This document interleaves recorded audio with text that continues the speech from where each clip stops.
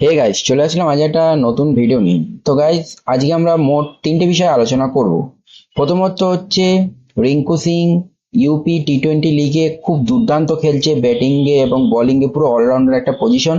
দ্বিতীয় কথা হচ্ছে কে কে আর এ কোন কোন প্লেয়ারদেরকে আজ পর্যন্ত এখন পর্যন্ত রিটার্ন করেছে, কটা প্লেয়ারকে।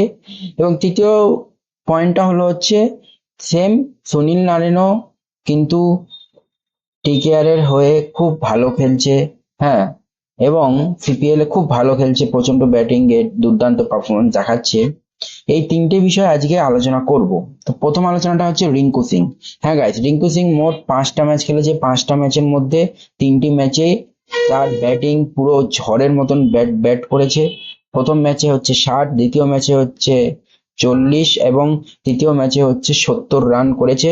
এবং উম, প্রথম ম্যাচের পরে দ্বিতীয় ম্যাচে বল হাতে নিয়ে 2টি উইকেট তুলেছে। এই হলো হচ্ছে রিঙ্কু সিং এর আপডেট। তো এরপরেও কি কে আর রিঙ্কু সিং কে রিটেন করতে পারে এবং না করতে পারে তা আপনার কমেন্ট বক্সে অবশ্যই জানাবে। এবং দ্বিতীয় যে বিষয়টি, গুরুত্বপূর্ণ বিষয় হলো সেটা হচ্ছে কে আর কোন কোন প্লেয়ারকে আজ পর্যন্ত রিটেন করেছে। তো প্রথম প্লেয়ারটি হলো হচ্ছে কে আর ক্যাপ্টেন শ্রেয়াস আইয়ার। হ্যাঁ গাইস, শ্রেয়াস আইয়ারকে কে আর রিটার্ন করেছে।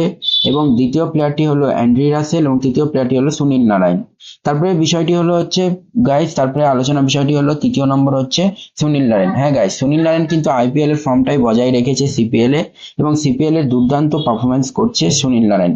তো সুনীল নারায়ণ, অ্যান্ড্রি রাসেল এবং শ্রেয়াস আইয়ার, এই তিনটে প্লেয়ার কিন্তু কনফার্ম রিটেন হয়েছে।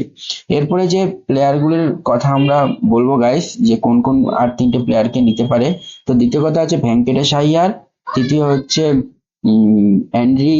ভেঙ্কটেশ আইয়ার, তৃতীয় হচ্ছে আহ, রিঙ্কু সিং এবং বরুণ চক্রবর্তী। এই তিনটে প্লেয়ারের মধ্যে কোন প্লেয়ারদেরকে কে কে আর নিলে ভালো হবে তা কমেন্ট বক্সে অবশ্যই কমেন্ট করে জানাবে। আর ভিডিওটি ভালো লাগলে অবশ্যই লাইক করে, শেয়ার করে এবং সাবস্ক্রাইব করে দিবে। তো গাইস, তোমরা ভিডিও দেখো কিন্তু লাইক করো না। ভিডিওটাকে লাইক করবে গাইস, যদি ভিডিওটাকে লাইক করো তাহলে আবার নতুন ভিডিও আসবে।